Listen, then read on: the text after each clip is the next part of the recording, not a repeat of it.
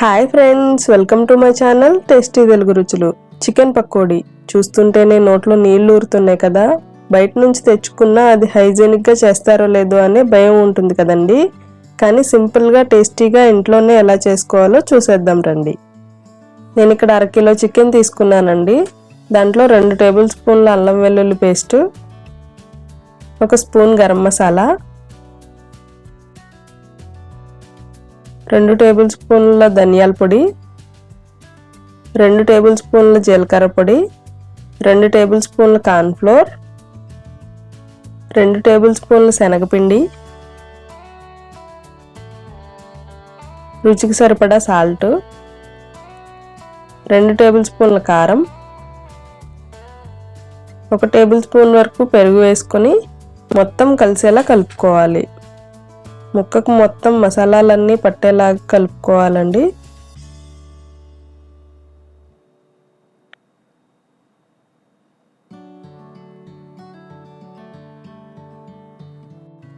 ఉప్పు చూసుకొని సరిపడా కలుపుకోవాలండి. నేను ఇంకొంచెం సాల్ట్ వేసుకుంటున్నాను. ఇవి మొత్తం ముక్కకు పట్టేలా కలుపుకోవాలి.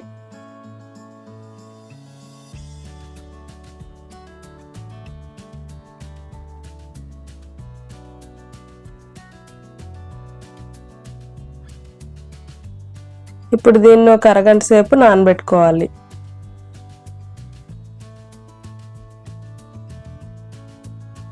చూసారు కదండి, అరగంట నానిన తర్వాత ఇలా ఉంది. ఇప్పుడు దీన్ని డీప్ ఫ్రై చేసుకుందాం. ఇప్పుడు డీప్ ఫ్రైకి సరిపడా ఆయిల్ పెట్టుకొని ఆయిల్ వేడైన తర్వాత ఇలా ఒక్కొక్కటిగా వేసేసుకోవాలి.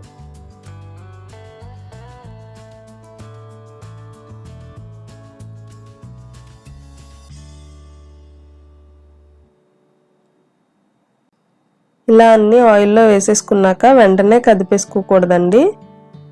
కొంచెం సేపు వేగనిచ్చిన తర్వాత జాగ్రత్తగా కదుపుకోవాలి, లేదంటే ముక్కకు పట్టిన మసాలాలన్నీ విడిపోతాయి.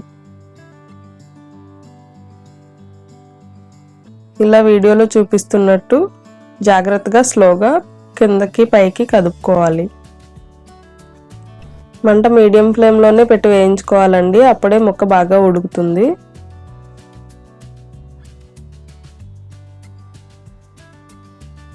వేగిపోయాయండి, ఇలా వేగితే సరిపోతుంది. ఇప్పుడు వీటిని పక్కకి తీసేసుకుందాం.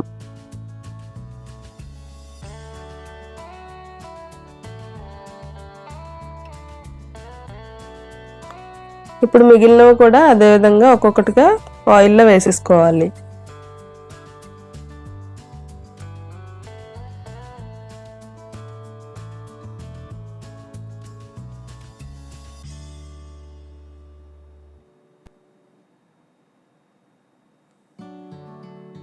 ఇంతకుముందు చెప్పాను కదండి, వేసిన వెంటనే కదపకూడదు.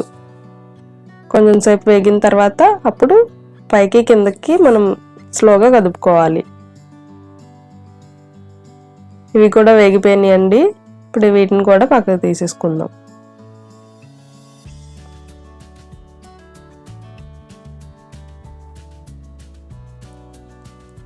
ఇప్పుడు దీంట్లోనే లెగ్ పీసులు కూడా వేయించేసుకుందాం. ఇవి వేగడానికి కొంచెం టైం పడుతుందండి, లోపల వరకు కుక్ కావాలి కదా.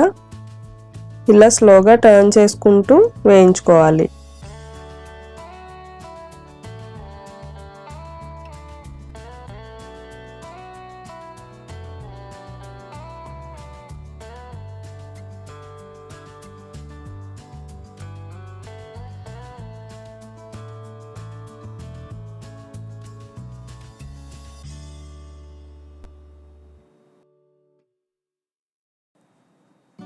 చూసారు కదండి ఎంత బాగా ఉడికాయో.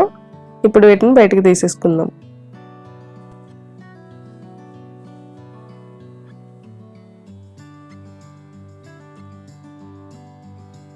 ఎంతో టేస్టీగా క్రిస్పీగా ఉండే chicken pakodi and chicken leg piece బయట నుంచి తెచ్చుకునే దానికన్నా ఇంట్లో చేసుకుంటే చాలా టేస్టీగా ఉంటాయి. అండ్ ఫ్యామిలీ మెంబర్స్ అందరూ చాలా ఇష్టపడి తింటారు. మీరు కూడా ఒకసారి ట్రై చేసి ఎలా వచ్చిందో కామెంట్ చేయండి. ఈ వీడియో మీకు నచ్చినట్లయితే లైక్ చేసి సబ్స్క్రైబ్ చేసుకోండి. మీ ఫ్రెండ్స్ అండ్ ఫ్యామిలీతో షేర్ చేయండి. Thanks for watching.